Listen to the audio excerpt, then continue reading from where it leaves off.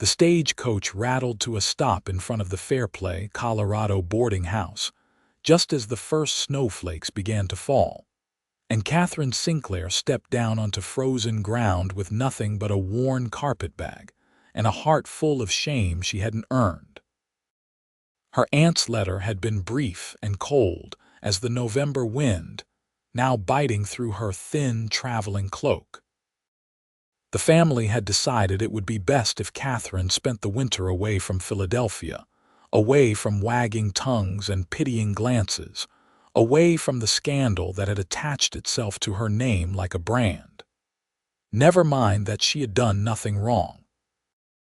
Never mind that Edmund Hartford had been the one to break their engagement 3 days before the wedding when his wealthy uncle had offered him a more advantageous match. Society had looked at Katherine with suspicion anyway, whispering about what defects she must possess to be cast aside so publicly. So here she was in a mining town high in the Colorado mountains in 1883, sent away to stay with her mother's sister, whom she had never met, banished to the wilderness because her presence had become an embarrassment to her father's business associates. The irony was not lost on her that being the victim of someone else's cruelty had somehow become her own fault. The boarding house was a sturdy 2-story structure with peeling white paint and a sagging porch. Katherine climbed the steps, her fingers already numb despite her gloves, and knocked. The woman who answered was tall and angular, with Katherine's mother's green eyes but none of her warmth. "You must be Katherine," her aunt said without preamble. "I'm Judith Thompson. Wipe your feet before you come in. I run a respectable establishment here, and I won't have mud tracked through my hallways." Katherine did as she was told, following her aunt through a narrow hallway that smelled of lye soap and boiled potatoes. The interior was clean but spare, with none of the comfortable furnishings she had grown up with. Her room on the second floor was barely large enough for the narrow bed and washstand it contained. "Meals are at 7, noon, and 6, Judith said from the doorway. "You miss them. You go hungry. I have 8 boarders, all minors, and I expect you to help with the cooking and cleaning to earn your keep. We don't tolerate idleness here, Philadelphia manners or not." "Yes, madam," Katherine said quietly, "and stay away from the men. I won't have any impropriety under my roof." The door closed with a decisive click, and Katherine sank onto the bed, fighting back tears. She had lost everything, her reputation, her future, her home, and now she was being treated like a burden, like someone who had brought trouble upon herself through her own moral failing. The unfairness of it burned in her chest, but she had learned over the past month that no one wanted to hear her side of the story. Edmund Hartford came from old money and an influential family. Her protests had been dismissed as the bitter complaints of a jilted woman. She unpacked her few belongings with shaking hands. The room was already growing cold as the weak afternoon light faded. Through the frosted window, she could see Fairplay's Main Street, a rutted dirt road lined with rough wooden buildings. Mountains rose in every direction, their peaks already white with snow. It was a hard, unforgiving landscape, beautiful in its severity but offering no comfort. That first night, Katherine lay awake under thin blankets, listening to the wind howl around the eaves and feeling more alone than she ever had in her 22 years. She had been warm and wanted once, surrounded by friends and family, planning a future that had seemed bright and certain. Now she was cold in every sense of the word, exiled to a place where she knew no one, where even her own aunt looked at her with barely concealed disdain. The next morning dawned gray and bitter. Katherine woke to find ice on the inside of her window and her breath misting in the air. She dressed quickly in the warmest clothes she owned, which were still woefully inadequate for a Colorado winter, and made her way downstairs to the kitchen. Judith was already there, stirring a pot of porridge on the massive iron stove. "You're late," she said without looking up. "Breakfast is in 20 minutes. Set the table in the dining room. Plates are in that cupboard, forks and spoons in the drawer." Katherine worked quickly, her fingers clumsy with cold. The dining room was only slightly warmer than her bedroom, heated by a pot-bellied stove in the corner that glowed red but seemed to make little difference against the chill. She had just finished setting out the last tin cup when the boarders began filing in. They were rough men, weathered by hard labor and harsh conditions, wearing flannel shirts and heavy boots that tracked in snow despite the mat by the door. They nodded to her but didn't speak, taking their seats with the weary movements of men who worked 12-hour shifts in the mines and slept in shifts because there weren't enough beds to go around. Katherine served the porridge as Judith had instructed, then retreated to the kitchen to eat her own portion standing up. Through the doorway, she could hear the low rumble of the men's conversation, talk of ore quality and shaft depths and which claims were playing out. It was a world completely foreign to her, as alien as if she had been transported to another country. The days that followed fell into a grinding routine. Katherine rose before dawn to help prepare breakfast, spent the morning scrubbing floors and washing linens in water so cold it made her hands crack and bleed, cooked and served the midday meal, then spent the afternoon mending clothes or preparing dinner. Her aunt rarely spoke to her except to issue orders or criticize her work. The boarders ignored her completely, which was somehow worse than hostility would have been. At least hostility would have acknowledged her existence. By the end of the first week, Katherine's hands were raw and her back ached constantly from the unfamiliar labor. She had never worked like this in her life. In Philadelphia, her days had been filled with social calls and charitable committees and piano practice, all the gentle occupations of a young woman of good family. She had never scrubbed a floor or hauled water or stood over a hot stove until her face was flushed and her hair plastered to her forehead with sweat. The work was exhausting and endless, and she fell into bed each night too tired even to cry. But worse than the physical labor was the loneliness. Katherine had no friends here, no one to talk to, no one who cared whether she was happy or miserable. Her aunt treated her as unpaid help. The boarders looked through her as if she were invisible. When she walked to the general store on errands, the townspeople eyed her with curiosity, but made no effort to welcome her. She was an outsider, and in a close-knit mining town where survival depended on trust and cooperation, outsiders were viewed with suspicion. The cold deepened as November gave way to December. Snow fell almost daily now, piling up in drifts against the buildings and turning the streets into treacherous paths of ice. Katherine's inadequate wardrobe became a serious problem. Her Philadelphia coat was designed for brief walks between heated carriages and warm parlors, not for the brutal reality of a Colorado mountain winter. She was cold all the time, even indoors, and she began to wonder if she would ever feel warm again. It was during the second week of December, on a day when the temperature had dropped so low that frost formed on the nails inside the walls, that Katherine first saw Lucas Anderson. She had been sent to the general store to purchase flour and salt, trudging through knee-deep snow with a shawl wrapped around her head and her thin coat buttoned to her throat. The wind cut through the fabric as if it weren't there, and by the time she reached the store, she was shivering so violently she could barely grip the door handle. The warmth inside was a physical shock. Katherine stood just inside the entrance, letting her eyes adjust to the dimness, grateful for the heat radiating from the stove in the center of the room. There were several other customers browsing the shelves, and she waited her turn, trying to stop her teeth from chattering. "Miss, you all right?" Katherine looked up to find a man watching her with concern. He was tall and broad-shouldered, wearing a sheepskin coat and a wide-brimmed hat dusted with snow. His face was weathered but kind, with blue eyes that crinkled at the corners and a mouth that looked like it smiled often. She guessed he was perhaps 25 or 26, not much older than she was. "I'm fine, thank you," she managed, though her voice shook. He frowned, clearly not believing her. "You're near frozen. When's the last time you had something hot to drink?"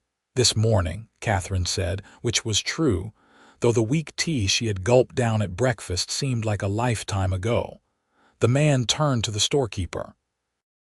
"Henry, you got coffee on?" "Always do," the older man behind the counter replied. "Pour the lady a cup." He looked back at Katherine. "Please, miss, you look about ready to collapse." Katherine knew she should refuse. Her aunt had been very clear about not speaking to men. But the offer of warmth was too tempting, and besides, there were other people in the store. It wasn't as if she would be alone with this stranger. "Thank you," she said softly. "That's very kind." The storekeeper poured coffee from a battered pot into a thick ceramic mug and handed it to her. Katherine wrapped her hands around it, almost moaning with relief as the heat seeped into her frozen fingers. The coffee was strong and bitter, nothing like the delicate blend she had been used to at home, but it was hot, and that was all that mattered. "You're new in town," the man said. It wasn't a question. "I'm staying with my aunt, Mrs. Thompson, at the boarding house." Recognition flickered in his eyes. "Ah, heard she had family coming to visit." Katherine took a sip of coffee, saying nothing. She didn't want to explain why she was really here, didn't want to see the curiosity turn to judgment when people learned about the broken engagement. "I'm Lucas Anderson," the man said, touching the brim of his hat. "I work a claim up past Beaver Creek with my brother, Katherine Sinclair." "Pleased to meet you, Miss Sinclair." He studied her for a moment, and Katherine had the unsettling feeling that he saw more than she wanted to reveal. "That coat's not going to get you through a Colorado winter." "It's all I have," Katherine said, a touch of defensiveness creeping into her voice. "Didn't mean any offense," Lucas said quickly. "Just concerned. We're still early in the season and it's already getting down below zero at night. It'll be a lot worse come January." Katherine knew he was right, but there was nothing she could do about it. She had no money to buy a warmer coat, and she doubted her aunt would provide one. Judith Thompson seemed to view any comfort beyond bare survival as an unnecessary indulgence. "I'll manage," she said, finishing her coffee and setting the mug on the counter. "Thank you for the drink, Mr. Anderson. I should make my purchases and get back." "Let me walk you," Lucas offered. "That snow's getting deep and the wind's picking up." "That's not necessary." "Maybe not, but I'd feel better knowing you got back safe." There was something in his tone, a genuine concern that Katherine hadn't heard directed at her in weeks, that made her throat tighten. She nodded, not trusting herself to speak, and turned to give the storekeeper her list. As she waited for her order to be filled, she was aware of Lucas browsing the shelves nearby, not hovering but staying close. When she had her purchases wrapped and paid for with the coins her aunt had given her, he held the door open and they stepped out into the wind together. The cold hit like a slap. Katherine gasped, clutching her parcel to her chest, and Lucas moved to block the worst of the wind with his body. "Come on," he said. "Let's get you home." They walked in silence, Lucas matching his long stride to her shorter one, keeping himself between her and the bitter north wind. Katherine was grateful for his presence, both for the physical protection and for the simple human kindness he was showing her. It had been so long since anyone had treated her with such casual, undemanding gentleness. When they reached the boarding house, Lucas touched his hat again. "You take care, Miss Sinclair, And if you need anything, my brother and I are usually in town on Saturdays." "Thank you," Katherine said, meaning it, "for the coffee and for walking me back." "My pleasure." He smiled, and it transformed his weathered face, making him look younger and lighting up his blue eyes. Then he turned and headed back down the street, his broad shoulders disappearing into the swirl of snow. Katherine went inside, her fingers and toes aching as they began to thaw. Her aunt was in the kitchen, peeling potatoes. "You took long enough," Judith said. "Did you get everything on the list?" "Yes, madam." Katherine set the parcel on the table. "Then stop standing around and get to work. Those floors won't scrub themselves." Katherine changed into her work dress and got down on her knees with a brush and bucket, but her mind kept returning to Lucas Anderson and the unexpected kindness he had shown her. She wondered if she would see him again, then told herself not to be foolish. He had simply been a gentleman helping someone in need. It meant nothing, but the warmth of that coffee and the memory of his smile stayed with her through the cold days that followed. The weather turned even more brutal as December progressed. The temperature dropped until the water in the washstand froze solid overnight, and Katherine had to break the ice with a poker each morning before she could wash her face. The wind howled constantly, finding every crack and gap in the boarding house's walls, and no amount of banking the fires seemed to make the rooms truly warm. Katherine's thin coat was increasingly inadequate. The walk to the store or the post office left her shaking and breathless, her lungs aching from the cold air. She began to dread going outside, though her aunt sent her on errands almost daily, either unaware of or indifferent to her niece's suffering. It was on one of these errands, a particularly bitter afternoon when the wind was driving snow sideways down the street, that Katherine's luck ran out. She was hurrying back from the post office, head down against the wind, when her foot caught on a hidden rut in the ice. She went down hard, her parcels flying, and felt something in her ankle twist painfully. For a moment she just lay there in the snow, stunned and hurting. Then she tried to get up and cried out as pain shot through her ankle. She managed to get to her knees, but when she tried to put weight on her right foot, her leg buckled. "Miss Sinclair." Katherine looked up to see Lucas Anderson running toward her, alarm written across his face. He dropped to his knees beside her, his hands gentle as he helped her sit up. "Are you hurt? What happened?" "I fell," Katherine said through chattering teeth. "My ankle, I twisted it." Lucas's expression darkened as he took in her situation, the inadequate coat soaked through with snow, her bare hands red and swollen from the cold, the way she was trembling. "Can you stand?" "I don't think so. It hurts too much." Without another word, Lucas scooped her up in his arms as if she weighed nothing. Katherine gasped, instinctively clutching at his shoulders. "What are you doing?" "Getting you out of this weather before you freeze to death," Lucas said grimly. He carried her not toward the boarding house but in the opposite direction, toward a small building with a sign that read, "Dr. Martin Fletcher, Physician." "I don't need a doctor," Katherine protested weakly. "Your ankle needs looking at, and you need to warm up before you catch pneumonia." Lucas kicked the door open and carried her inside. The doctor's office was blessedly warm. An older man with graying hair looked up from his desk in surprise. "Lucas, what's happened?" "Found Miss Sinclair lying in the snow with a twisted ankle," Lucas said, setting Katherine carefully in a chair near the stove. "And she's half frozen besides." Dr. Fletcher moved quickly, draping a blanket around Katherine's shoulders and examining her ankle with professional efficiency.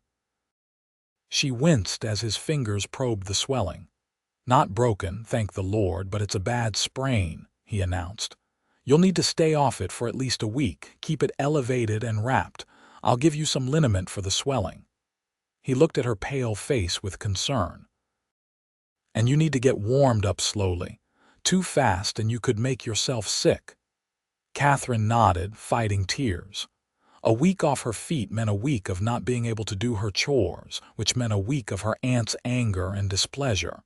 But there was nothing she could do about it. Lucas had gathered her scattered parcels from the street and now stood by the door, his hat in his hands. "I should let Mrs. Thompson know what happened." "No," Katherine said quickly, then flushed at the sharpness in her tone. "I mean, I'll tell her myself." "Thank you for your help, Mr. Anderson. I'm sorry to have been such trouble." "You're no trouble at all," Lucas said quietly. His blue eyes met hers, and Katherine saw something in them that made her heart skip, a warmth and concern that went beyond mere politeness. "I'm just glad I was there." Dr. Fletcher wrapped Katherine's ankle with practiced hands, then helped her to her feet. She couldn't put any weight on the injured foot and had to lean heavily on the doctor for support. "How are you planning to get back to the boarding house?" Lucas asked. "I'll manage," Katherine said, though she had no idea how. "I'll carry you," Lucas said firmly. "It's not far." "Mr. Anderson, I couldn't possibly. Miss Sinclair, it's the middle of winter and you can't walk. Your pride isn't worth freezing to death over." There was steel under the gentle tone, and Katherine found herself nodding. Lucas gathered her up again, and this time Katherine allowed herself to lean against his broad chest, too tired and sore to maintain her dignity. He was warm and solid, and she felt safer than she had in weeks. The short walk to the boarding house seemed to take no time at all. Lucas carried her up the steps and through the front door, where Judith was waiting with a face like thunder. "What is the meaning of this?" she demanded. "Your niece took a fall and sprained her ankle, madam," Lucas said evenly. "Dr. Fletcher says she needs to stay off it for a week." "A week?" Judith's voice could have frozen water. "I have 8 boarders to cook for and a house to run. I can't have her lying about doing nothing." "With respect, madam, she's injured. She needs to rest." Judith's eyes narrowed. "Thank you for bringing her home, Mr. Anderson. You may go now." Lucas hesitated, looking down at Katherine with clear reluctance. "You'll be all right," Katherine forced a smile. "I'll be fine. Thank you again." He set her down carefully in a chair by the door, making sure she was steady before he stepped back. "If you need anything, she won't," Judith cut in sharply. "Good day, Mr. Anderson." Lucas left, casting one last worried glance over his shoulder. As soon as the door closed behind him, Judith rounded on Katherine. "What were you thinking, letting a strange man carry you through town like that? Do you have no shame at all?" "I couldn't walk," Katherine said quietly. "He was trying to help. He was taking liberties, and you were letting him." "As if you haven't caused enough scandal already." Judith crossed her arms. "1 week, you said. Fine. But you'll still do what work you can from a chair and don't expect any sympathy from me. This wouldn't have happened if you'd been watching where you were going instead of moping about feeling sorry for yourself." Katherine said nothing. She had learned that defending herself only made things worse. She let her aunt help her up the stairs, gritting her teeth against the pain in her ankle, and spent the rest of the day in her frigid room, her foot propped on a folded blanket, feeling more alone than ever. But that night, as she lay shivering under her thin covers, she found herself thinking not about the fall or her aunt's anger, but about the feeling of being held in Lucas Anderson's strong arms, about the genuine concern in his blue eyes, about the way he had stood up to her aunt on her behalf. No one had done that for her in so long. No one had treated her like she mattered, like her well-being was important. It was a dangerous warmth to feel, she knew. She had already learned the hard way what came of trusting in a man's regard. But lying there in the dark and cold, Katherine couldn't help but hold that memory close, a small flame of comfort in the frozen wasteland her life had become. The week that followed was one of the worst of Katherine's life. Her aunt made good on her threat to have Katherine work from a chair. setting her at the kitchen table with vegetables to peel or mending to do, tasks that could be accomplished without standing. But Judith's resentment at having to take on Catherine's other duties herself was palpable, expressed in sharp words and cold silences. The boarders largely ignored Catherine's presence, as they always had, though one or two of the younger men looked at her with something like pity when Judith was particularly harsh. None of them spoke up in her defense. In a town like Fairplay, where housing was scarce and winter was deadly, no one wanted to risk offending their landlady. Catherine's ankle healed slowly.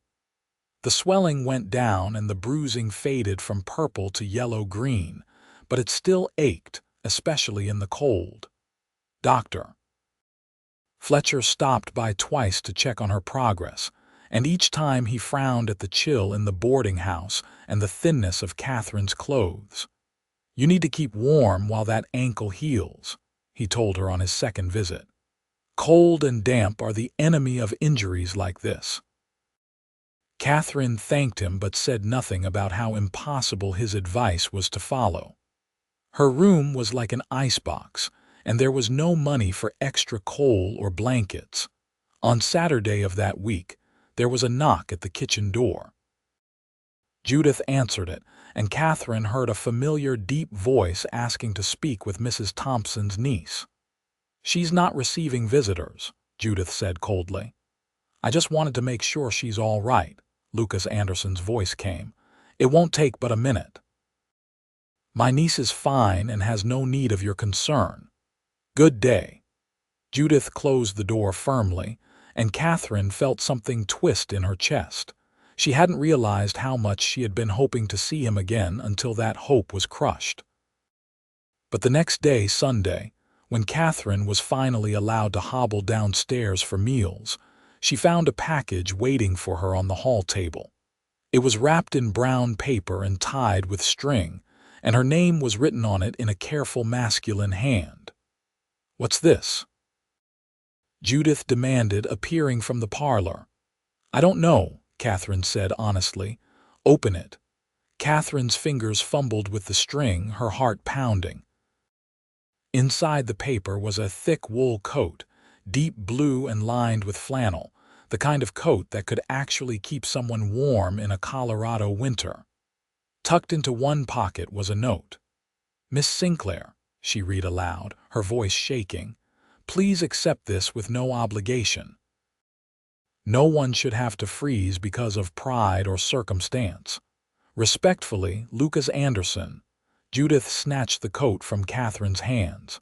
"Absolutely not. You cannot accept such a gift from a man. What would people think?"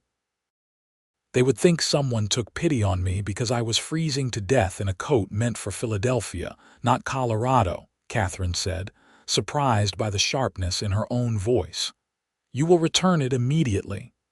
"No."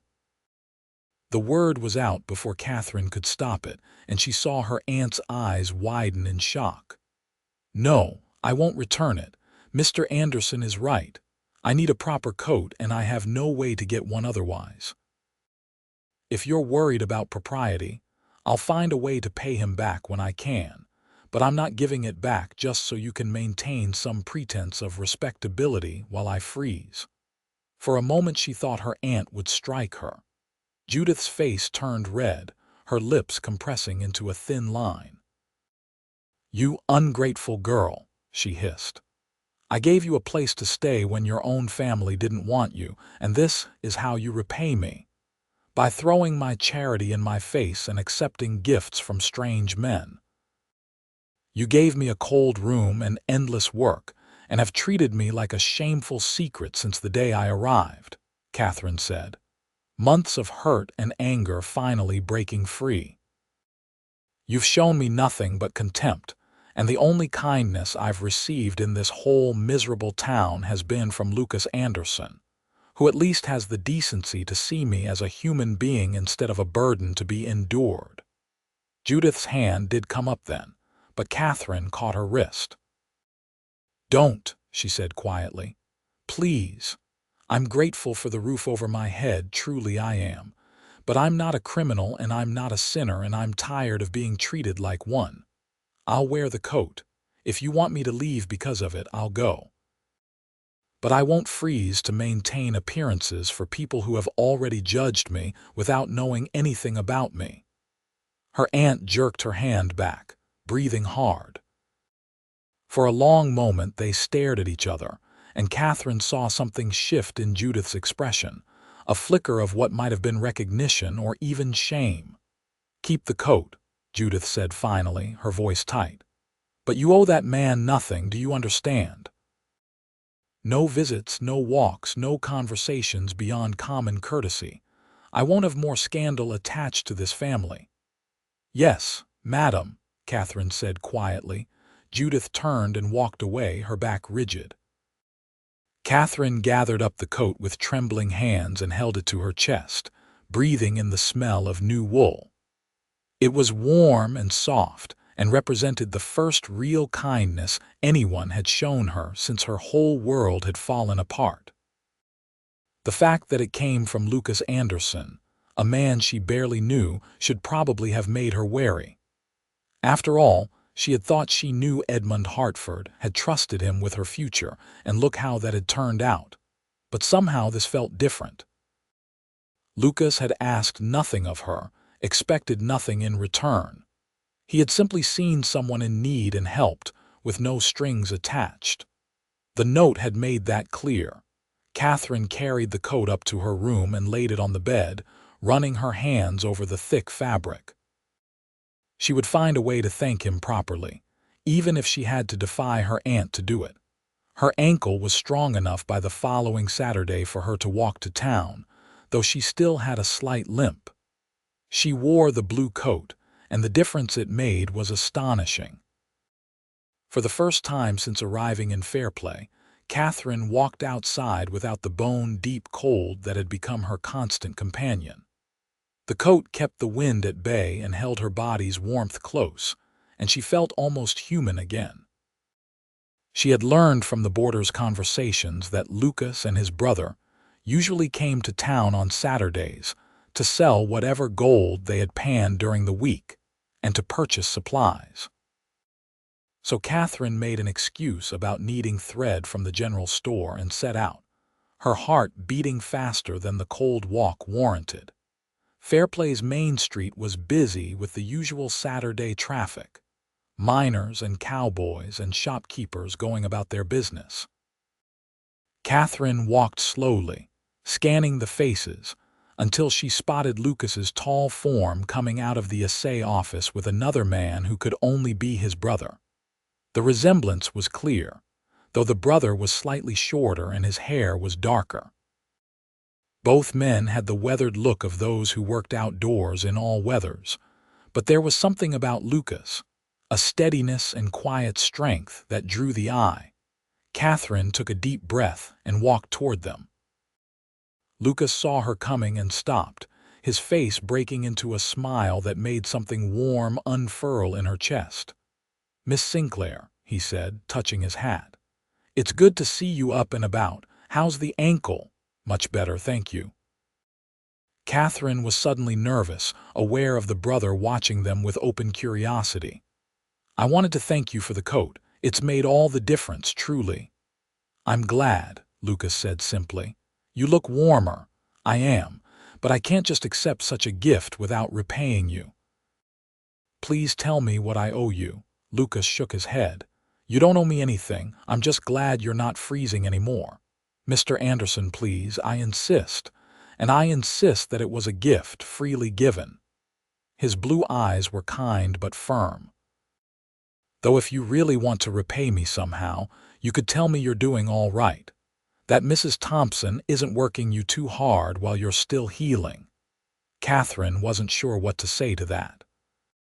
She couldn't very well tell him the truth, that her aunt resented every breath she took and made sure she knew it daily. "I'm managing," she said finally. Lucas's expression suggested he heard everything she wasn't saying. "If you ever need help with anything at all, you can send word to me through the assay office. They know where to find me. Thank you, but I'm sure that won't be necessary."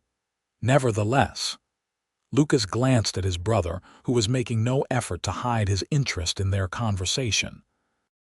"Forgive me, I should introduce you. This is my brother Liam. Liam, Miss Katherine Sinclair."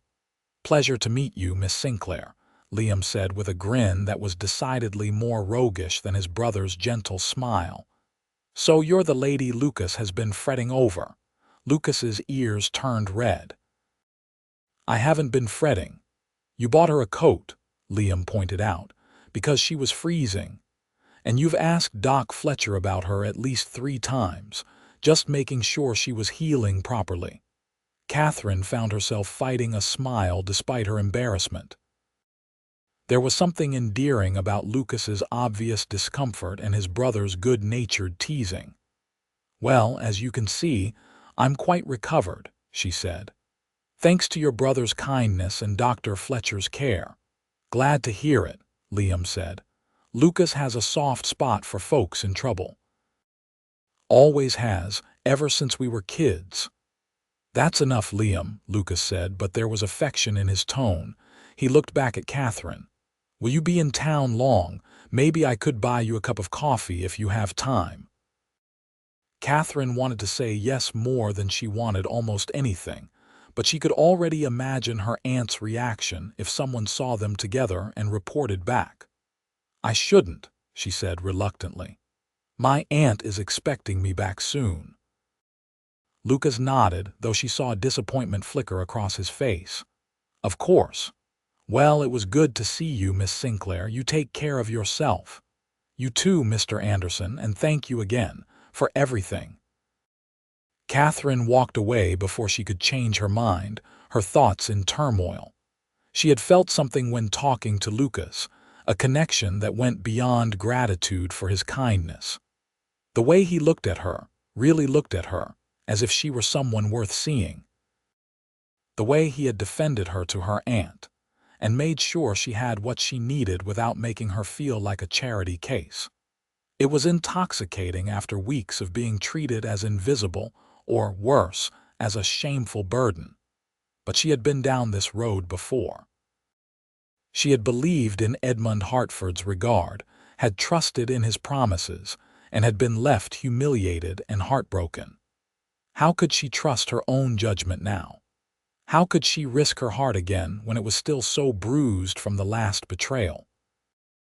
The answer, she told herself firmly, was that she couldn't.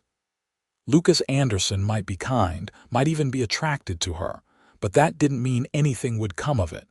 She was only in fair play temporarily, until her father decided the scandal had died down enough for her to return to Philadelphia.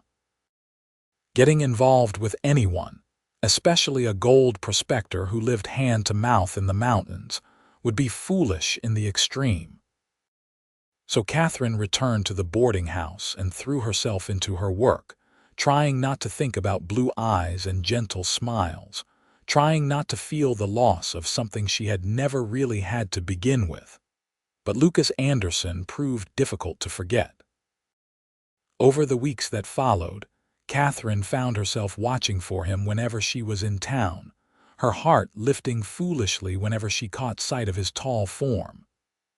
They spoke occasionally, brief conversations on the street or in the general store, always proper and respectful.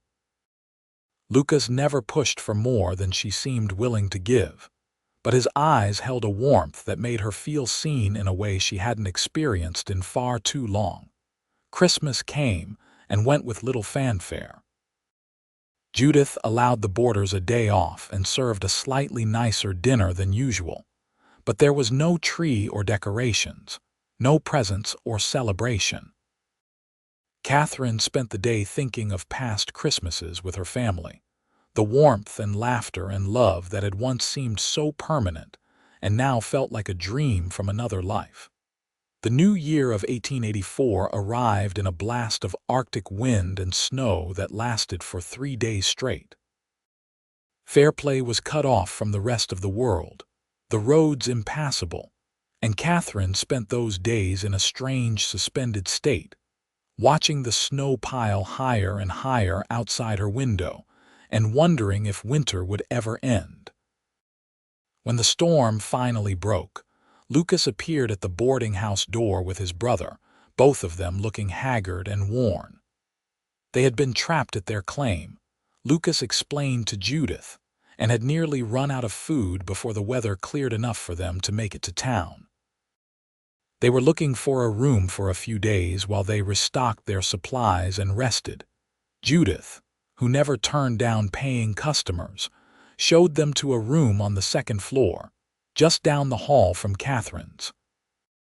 Catherine tried not to think about the fact that Lucas would be sleeping so close, tried to focus on her work and not on the sound of his deep voice rumbling through the walls as he and Liam talked in their room. But at dinner that night, she found herself seated across from Lucas at the long table, close enough to see the lines of exhaustion on his face, the way his hands trembled slightly from cold and fatigue. He had lost weight, she realized with a jolt of concern. The storm had clearly been harder on them than he was letting on. "You should eat more," she said quietly, passing him the bowl of stew before it could make its way around the table. Lucas looked up in surprise, then smiled. "Thank you, Miss Sinclair. You look like you haven't had a proper meal in days." "Try a week," Liam put in from Lucas's other side. "The creek froze over and we couldn't pan, so we've been living on beans and hardtack. I've never been so sick of beans in my life." "Why didn't you come to town sooner?" Catherine asked. "Couldn't. The snow was too deep and the wind too fierce. We would have lost the trail and frozen to death." Lucas took a spoonful of stew and closed his eyes with obvious pleasure. "This is wonderful. I'd forgotten what real food tasted like." Catherine felt a rush of anger on his behalf. No one should have to live like that, in constant danger from weather and starvation, working back-breaking hours for the mere possibility of finding gold. It seemed a cruel and desperate way to make a living. "Is it always like this?" she asked. "The winters, I mean." "Some are worse than others," Lucas said. "This is shaping up to be a hard one. But come spring, the snow will melt and the creeks will run high, and that's when the real gold shows up. You just have to survive until then." He said it matter-of-factly, as if risking death by freezing were simply part of the job. Catherine supposed for him it was. Over the next few days, Catherine saw more of Lucas than she had in all the previous weeks combined. He and Liam took their meals with the other boarders, and Lucas made a point of speaking with her when he could, always respectful of propriety but clearly seeking her company. They talked about small things at first, the weather and the town and neutral topics that revealed little. But gradually, as they grew more comfortable, the conversations deepened. Catherine learned that Lucas and Liam were from Kansas, the sons of a farmer who had lost his land in a drought. They had come west 5 years ago looking for a better life, and had spent years working other men's claims before finally scraping together enough money to stake their own. It was hard work and the rewards were uncertain, but it was theirs, and that meant something. "I know it's not much," Lucas said one evening when they found themselves alone in the parlor, Liam having gone to bed early and the other boarders off at the saloon. "Living in a shack by a creek, digging in the cold for flakes of gold that might not even be there. But it's honest work, and I'm my own man. That matters to me." "I understand," Catherine said, and she did. She had lived her whole life according to other people's expectations and rules, and look where it had gotten her. There was something admirable about Lucas's determination to make his own way, even if the path was hard. "What about you?" Lucas asked. "What's your story, if you don't mind me asking? You're educated, well-spoken. You don't seem like someone who would choose to come to a mining town in the middle of winter." Catherine hesitated, then found herself telling him the truth. About Edmund Hartford and the broken engagement, about the whispers and the shame, about being sent away like an embarrassment to be hidden. Lucas listened without interrupting, his blue eyes steady on her face. So I'm here until my father decides it's safe for me to come home, she finished. Until the scandal dies down and everyone forgets about the girl who was so defective that her fiancé broke their engagement days before the wedding. There's nothing defective about you, Lucas said quietly. The man who couldn't see that is a fool. Katherine felt tears prick her eyes. You don't know me well enough to say that. I know you're brave.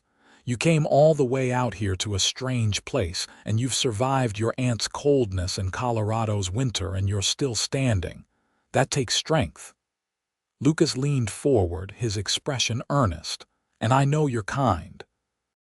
The way you worry about whether I'm eating enough, the way you thanked me for the coat even though you didn't owe me anything, that tells me what kind of person you are. You don't know what happened, Katherine said. Maybe Edmund was right to leave. Maybe there is something wrong with me, something I can't see but everyone else can. Stop. Lucas's voice was firm. Don't let that man's cruelty make you doubt yourself. He broke a promise and humiliated you, and that says everything about his character and nothing about yours. You deserve better than that. Katherine looked at him, this man who barely knew her but who defended her without hesitation, who saw good in her when she could barely see it in herself. Something shifted in her chest, a wall beginning to crumble. Thank you, she whispered. Lucas reached out, then stopped, his hand hovering in the air between them. May I? Katherine nodded, and he took her hand in his calloused fingers warm and strong around hers. You're not alone, Katherine, he said, and it was the first time he had used her given name. I know it feels like it, but you're not. You have friends here, even if you don't know it yet. Do I? Katherine's voice was barely audible. You have me, Lucas said simply. They sat like that for a long moment, hands clasped, and Katherine felt warmth spread through her that had nothing to do with the fire in the stove. It was the warmth of connection, of being seen and valued, of mattering to someone. It was terrifying and wonderful all at once. Judith's voice from the hallway broke the spell. Katherine, those dishes aren't going to wash themselves. Katherine pulled her hand back reluctantly. I should go. Of course. Lucas stood as she did, ever the gentleman. Good night, Katherine. Good night, Lucas. She used his name deliberately, saw his eyes light up at the sound of it, and felt a smile tug at her lips as she hurried to the kitchen. Her aunt was waiting with a disapproving frown, but for once Katherine didn't care. She had been so cold for so long, frozen from the inside out by loneliness and rejection. But Lucas Anderson was thawing something in her, making her feel warm and wanted again, and she wasn't ready to give that up. Lucas and Liam stayed at the boarding house for a week, recuperating from their ordeal and waiting for the weather to improve enough to return to their claim. During that time, Katherine and Lucas grew closer despite Judith's vigilant chaperoning. They found moments to talk, brief conversations in the hallway or the dining room, and each interaction left Katherine feeling more alive than she had in months. She learned that Lucas loved books but rarely had access to them, that he had a quiet sense of humor that snuck up on her and made her laugh when she least expected it, that he worried about his brother's tendency to take risks, but would defend Liam to the death against anyone else.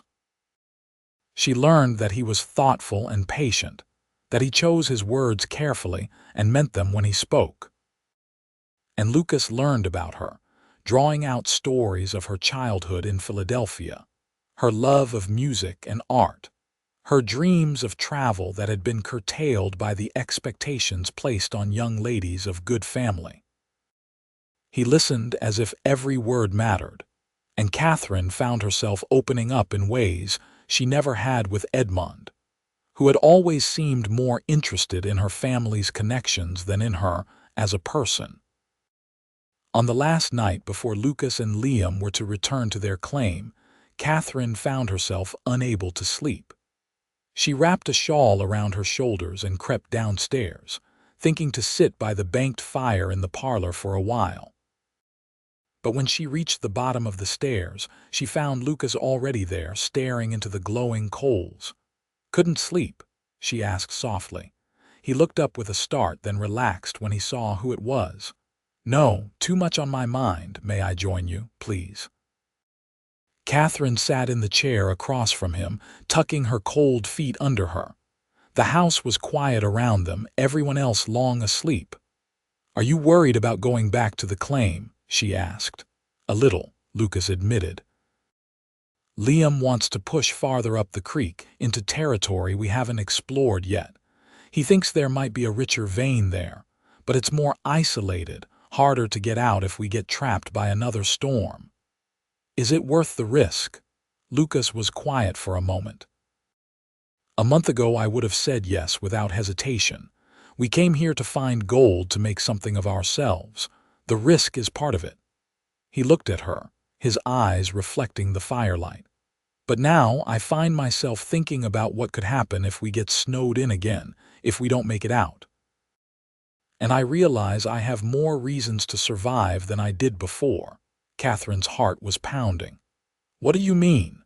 "I mean that these past weeks, getting to know you, have been the best I've had since coming to Colorado, maybe the best I've had in years." Lucas leaned forward, his expression intense. "I know I have no right to say this. You're a lady from Philadelphia and I'm a prospector who lives in a shack.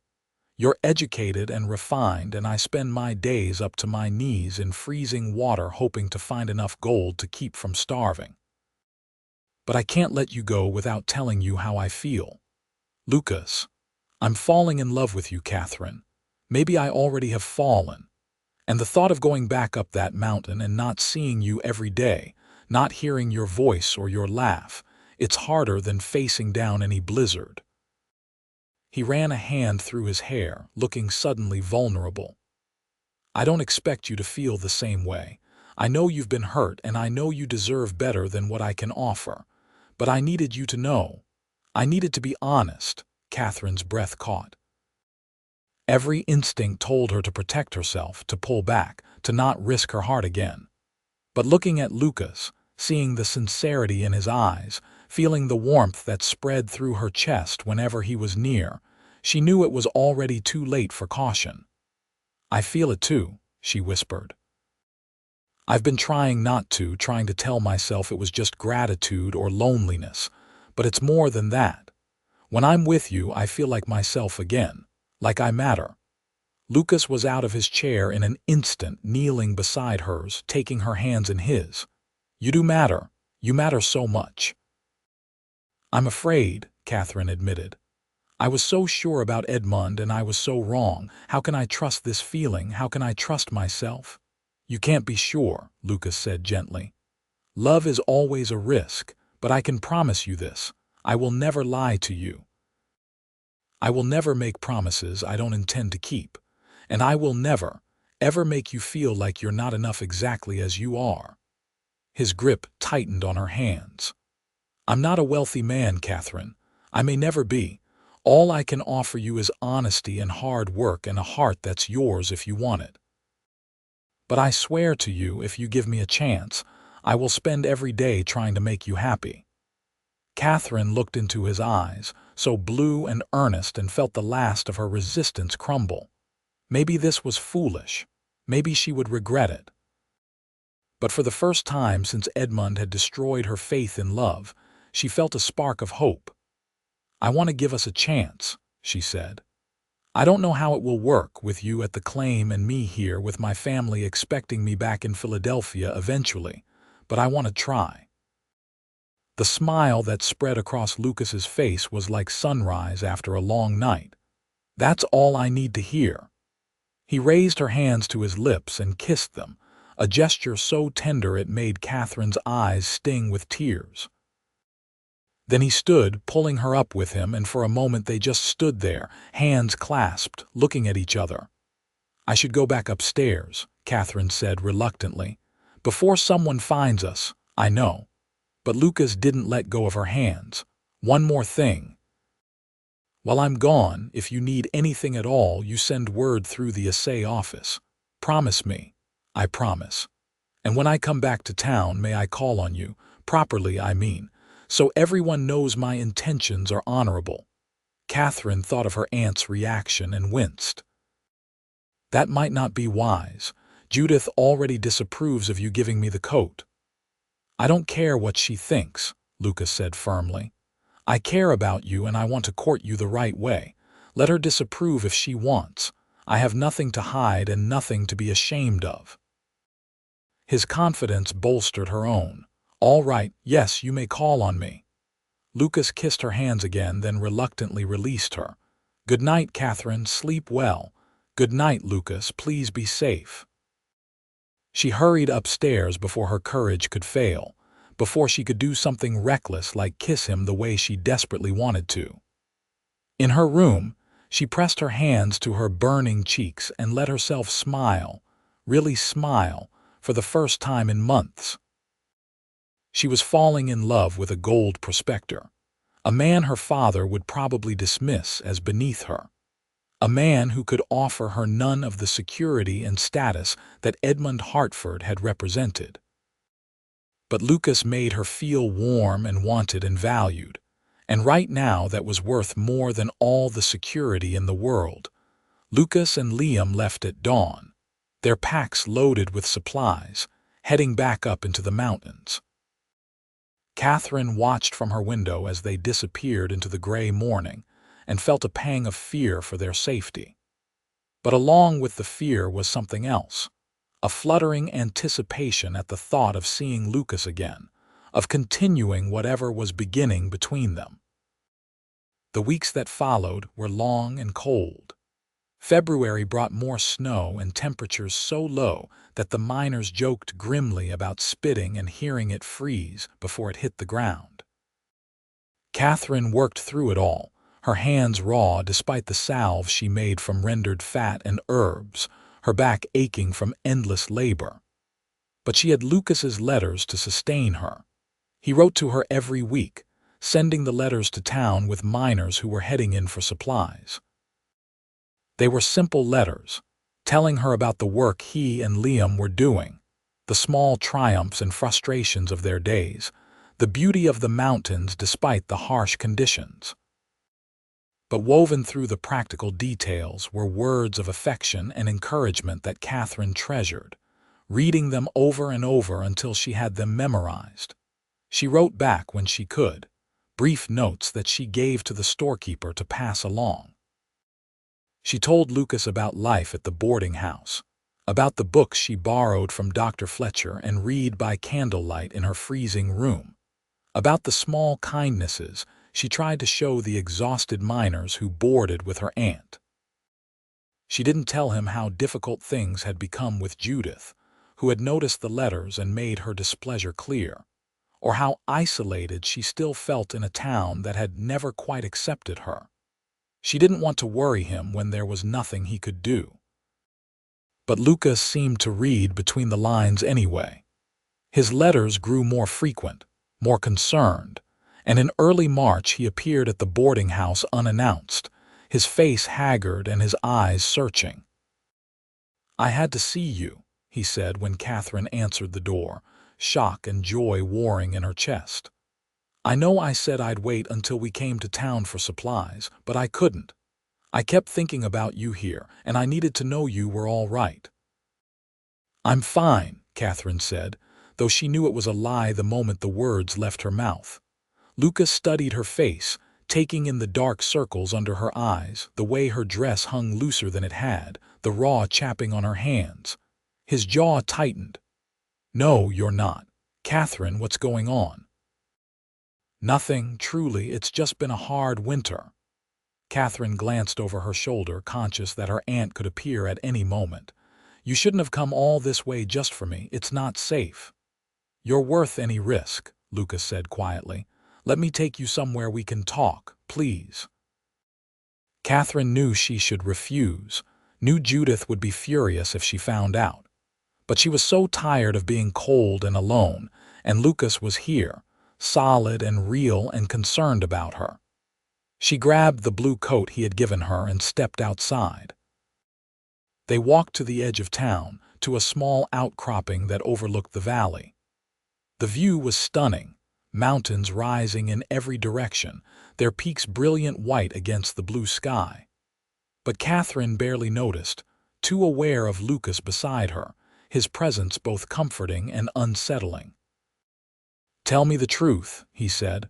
"What's been happening?" So Katherine told him about how Judith had grown colder and more demanding after discovering their correspondence, assigning her extra work and making cutting remarks about girls who led men on when they had no intention of staying in Colorado.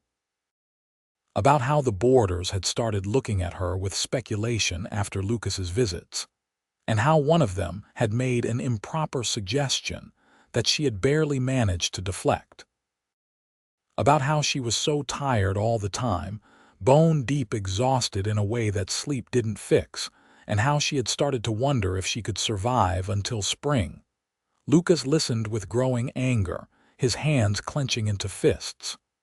"That's it," he said when she finished. "You're not staying there anymore. What choice do I have? I have no money, nowhere else to go. You could marry me." Katherine's breath caught. "What, marry me?" Lucas repeated, turning to face her fully. "I know it's fast, I know I don't have much to offer. But I love you, Katherine, and I can't stand the thought of you suffering like this. Marry me and come live at the claim. It's not fancy, but it's warm and it's safe, and you'd be with me." "Lucas, I can't. Your claim is barely supporting you and Liam as it is.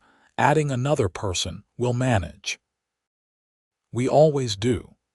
He took her hands, his eyes blazing with intensity. "I know this isn't the life you were raised for. I know you deserve better than a shack in the mountains. But I swear to you I will work every day to give you more. And even if I can't make you rich, I can make you happy. I can give you a home where you're loved and valued, where you never have to feel cold or unwanted again." Katherine felt tears spill down her cheeks. It was everything she wanted and everything she feared. Marriage to Lucas would mean giving up any hope of returning to Philadelphia, of reconciling with her family, of reclaiming the life she had lost. It would mean embracing a future that was uncertain and probably difficult, tied to a man who might never amount to more than a struggling prospector. But it would also mean being with someone who loved her, who saw her and valued her, who made her feel warm in the deepest sense of the word. And wasn't that worth more than social standing or financial security? "Yes," she whispered. "Yes, I'll marry you." Lucas let out a whoop of joy and swept her up in his arms, spinning her around until she was laughing and crying at the same time. When he set her down, his eyes were bright with happiness. "You won't regret this," he promised. "I'll spend the rest of my life making sure you don't." "I know," Katherine said, and she did. Whatever else the future held, she knew Lucas would keep his word. They were married 2 days later by the circuit preacher who happened to be passing through Fairplay. Judith was coldly furious, refusing to attend and telling Katherine she was throwing her life away on a man who would amount to nothing. But Dr. Fletcher stood as witness, along with Liam, who grinned throughout the brief ceremony and clapped his brother on the back afterward with obvious delight. Katherine wore her best dress, which was still shabby by Philadelphia standards but clean and mended. Lucas wore his only suit, carefully brushed and pressed. They exchanged simple gold bands that Lucas had purchased with the last of his savings, and when the preacher pronounced them man and wife, Lucas kissed her with such tenderness that Katherine felt her heart might burst. "Mrs. Anderson," he murmured against her lips. "I like the sound of that." "So do I," Katherine said, and meant it with all her heart. They spent their wedding night in the boarding house, in Lucas's rented room, and Katherine discovered that love could be gentle and patient and beautiful in ways Edmund Hartford had never suggested. Lucas treated her like she was precious, making sure of her comfort and consent every step of the way, and afterward she lay in his arms feeling safer and more cherished than she ever had in her life. "Happy?" Lucas asked, his fingers threading through her hair. "Very," Katherine said. "I know it's going to be hard, living at the claim. I know I don't know anything about cooking over a camp stove or washing clothes in a creek, but I'll learn. I want to be a good wife to you." "You already are," Lucas said, kissing her forehead. "Just by being you." They left Fairplay the next morning, Katherine's few belongings packed on Liam's mule. Judith didn't come out to say goodbye, and Katherine tried not to let it hurt. She had a new family now, she told herself. Lucas and Liam were her family, and that was enough. The journey to the claim took most of the day, following a narrow trail up into the mountains. The higher they climbed, the deeper the snow became, until they were pushing through drifts that came up to Katherine's knees. She was grateful for the warm coat Lucas had given her, though even with it she was cold and exhausted by the time they finally arrived. The claim was in a small valley carved by a creek that was currently frozen solid. The shack Lucas had mentioned turned out to be a rough cabin made of logs, with a stone chimney and oiled paper over the windows. It was tiny, just one room with a pot-bellied stove, 2 narrow bunks, a table and chairs, and some shelves for supplies. But smoke was rising from the chimney, and when Lucas opened the door, warmth rushed out to greet them. "It's not much," Lucas said, watching Katherine's face anxiously. "But Liam and I winterized it as best we could. It stays pretty warm as long as we keep the fire going." "It's wonderful," Katherine said, and she meant it. The cabin was small and rough, but it was clean and reasonably snug, and it was hers. Theirs. After months of living in Judith's cold boarding house, feeling unwelcome and unwanted, having her own home felt like an unbelievable luxury. Liam had tactfully announced that he would sleep in the supply shed for a while, giving the newlyweds privacy. He helped Lucas string a blanket across one corner of the cabin to create a separate sleeping area, then disappeared with a knowing grin.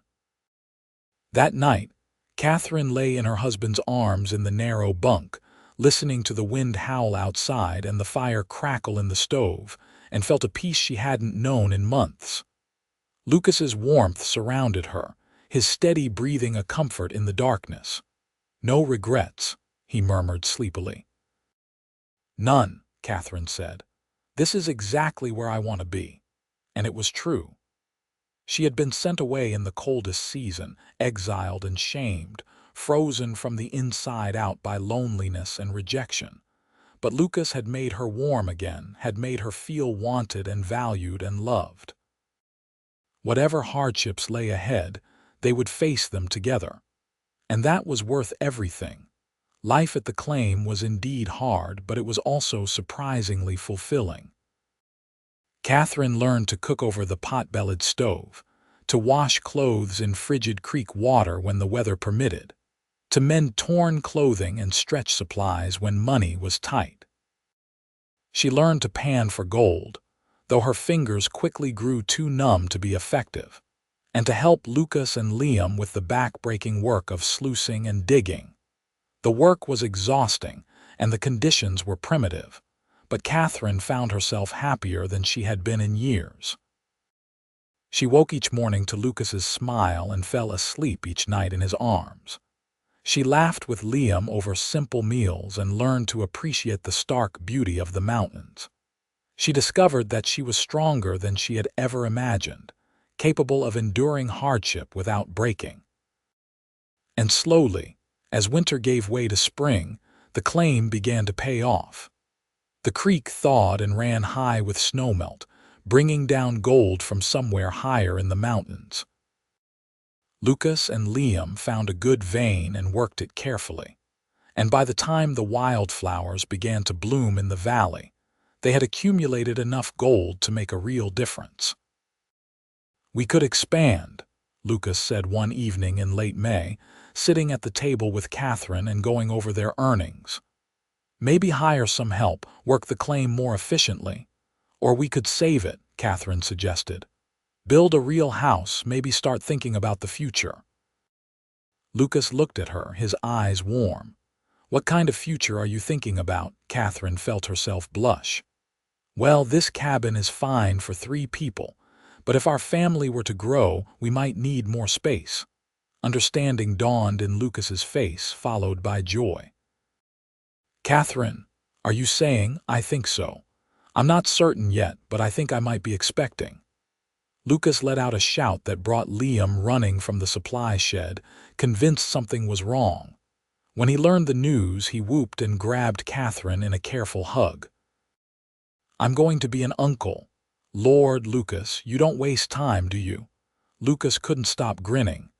That night he held Katherine with a tenderness that made her throat tight, his hand resting protectively on her still flat stomach. I'm going to take care of you, he promised. Both of you. I'm going to build you a real house, with glass windows and a proper floor and enough rooms for as many children as we're blessed with. I'm going to give you the life you deserve. I already have everything I need, Katherine said, but she was smiling. I have you. True to his word, Lucas spent that summer building a house. He and Liam felled trees and shaped logs, laid a stone foundation and constructed a sturdy 2-room cabin with a real wooden floor and glass windows purchased at great expense from Denver. It wasn't a mansion, but it was solid and warm and theirs, and when they moved in early September, Katherine stood in the middle of the main room and cried with happiness. Their son was born in November, almost a year to the day since Katherine had first arrived in Fairplay. It was a difficult birth, with only Liam and a midwife from town to help, but when Lucas finally held his son in his arms, his eyes were wet with tears. He's perfect, he whispered. Katherine, he's perfect. What should we name him? They named him James, after Lucas's father, and Katherine's heart swelled with love every time she looked at his tiny face. She had thought she understood happiness, had thought the past months with Lucas had shown her what it meant to be content. But holding her child, watching Lucas cradle his son with such tender care, she realized she had only begun to understand the depth of joy life could hold. The years that followed were not always easy. There were lean times when the gold ran thin, and they lived on venison and beans. Times when sickness swept through the mining camps, and they held their breath praying their family would be spared. There were harsh winters and accidents and setbacks that tested their resilience. But there were also birthdays and Christmases, Sunday picnics by the creek and quiet evenings by the fire. There were more children, 2 daughters who had Katherine's green eyes and Lucas's blonde hair, and another son with Liam's adventurous spirit. There was the satisfaction of watching the claim grow profitable enough to provide real security, and the joy of building a life together brick by brick, day by day. Liam eventually married a widow from town, a cheerful woman named Sarah who had a young daughter of her own. They built a cabin nearby and worked their own claim, and the 2 families became close, their children growing up together in the mountain valley. Katherine never returned to Philadelphia. Her father wrote once, a stiff letter suggesting she might come home if she left her unsuitable husband, and Katherine wrote back declining with equal stiffness. She had no interest in returning to a life where she would always be the girl who had been jilted, the daughter who had married beneath her. Here in Colorado, she was simply Katherine Anderson, wife and mother and valued member of the community. That was enough. Lucas kept every promise he had made. He built her a life where she was warm and wanted, where she never had to doubt her worth or her place. He worked hard and came home every night, weathering the hard times with patience and celebrating the good times with joy. He was steady and true, and Katherine fell more in love with him with each passing year. On their 10th anniversary, Lucas surprised her with a gift, a delicate gold locket that he had made in Denver from gold he had secretly panned and saved. "I wanted you to have something beautiful," he said as he fastened it around her neck. "Something that would remind you how precious you are to me." Katherine opened the locket to find a tiny photograph of their family inside, all of them gathered together and smiling. Her eyes filled with tears. "I don't need a reminder," she said. "You show me every day how much you love me, but I'll treasure this always." "You're my greatest treasure," Lucas said, pulling her close. "You know that, don't you? Everything I have, everything I am, it's all because you took a chance on me. You gave me a purpose beyond just surviving. You gave me a family and a reason to build something lasting." "You gave me the same thing," Katherine said.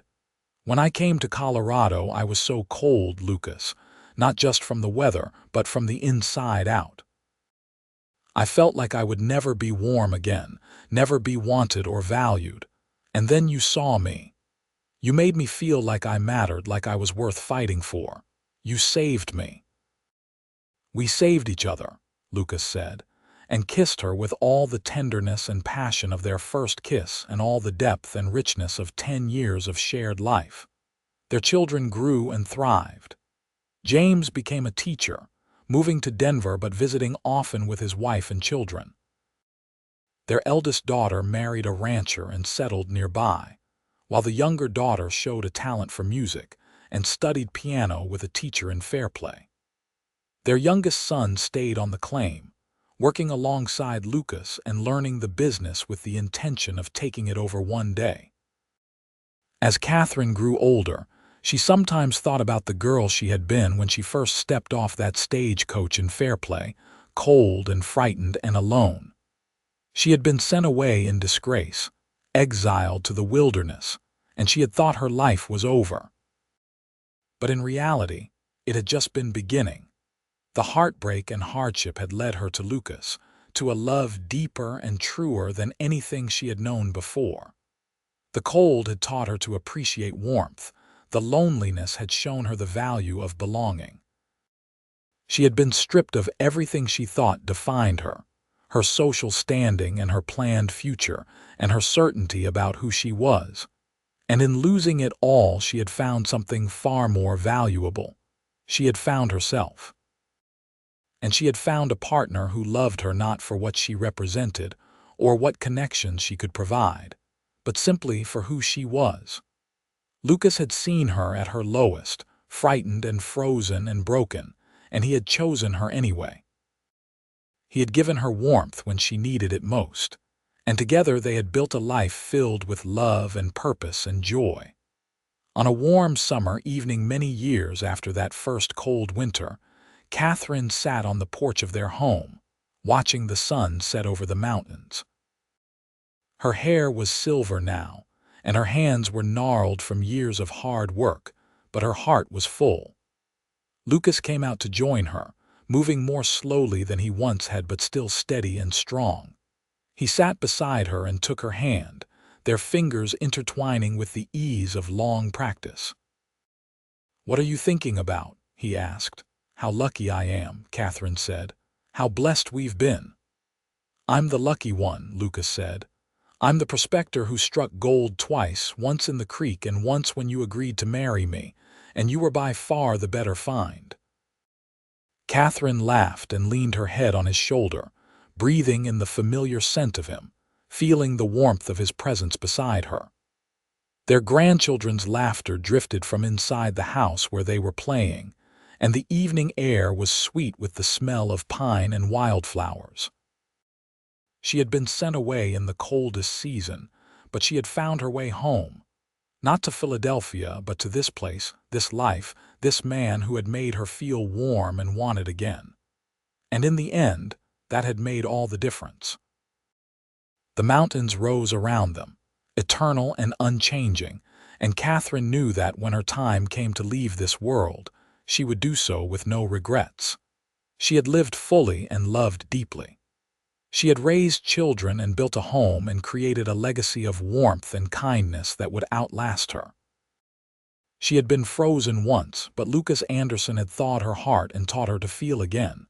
And for that gift, she would be grateful for the rest of her days.